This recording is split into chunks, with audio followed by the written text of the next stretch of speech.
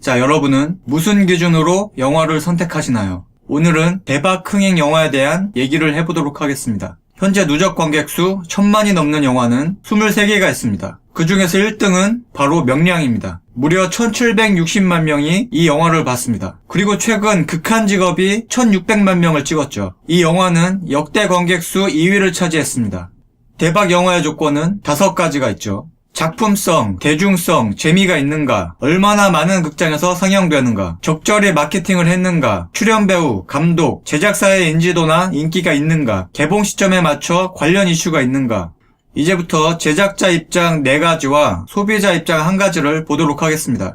먼저 영화 산업의 특성이 있습니다. 영화 산업은 고위험, 고수익 산업이라고 합니다. 대자본이 투자되고 회수 시점도 짧기 때문에 영화를 필름으로 하는 도박이라고 하기도 합니다. 개봉 전까지 몇 달 동안 마케팅 비용을 졸라게 쓰고 개봉 1, 2주 만에 실패가 결정되기 때문이죠. 영화마다 다 다르겠지만 제작비 60억 원이면 전국 관객 250만 명은 되어야 손익분기점을 맞춘다고 합니다. 그래서 국내 시장의 적정선을 20억에서 30억 정도로 잡는 겁니다. 이 제작비와 홍보 마케팅비가 클수록 온라인 리뷰와 평점 규모가 늘어나긴 합니다. 돈 써서 안 되는 건 없는 거죠. 근데 문제는 그 방향성을 정할 수가 없다는 겁니다. 투입된 자금과 흥행은 반드시 비례하지 않기 때문이죠. 자, 그 다음으로 투자금, 배우, 감독이 있습니다. 투자가들이 영화에 투자할 때 고려하는 가장 중요한 부분 중에 하나가 스타급 배우들이나 감독들입니다. 기본적인 티켓 파워를 가지고 있기 때문이죠. 평이 나빠도 누가 주연이라고 하면 골수 팬들은 무조건 가서 봅니다. 광고에 누구 감독 작품이라고 나오면 평이 안 좋아도 관객들이 은근히 많이 몰립니다. 유명세는 흥행한 영화나 상을 받은 영화를 제작하거나 출연하거나 연출하신 분들만이 가질 수 있죠.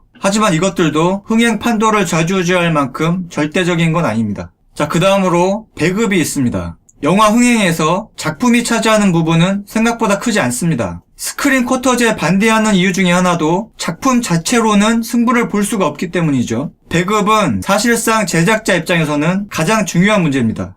영화라는 문화 상품의 특성상 관객들이 쉽게 접근할 수 있어야 흥행을 할 수 있기 때문이죠. 영화가 영화관에서 상영되는 시간은 짧아졌고 결국 누가 얼마나 많은 극장을 잡았느냐가 흥행 여부를 결정짓게 되는 슬픈 현실인 겁니다.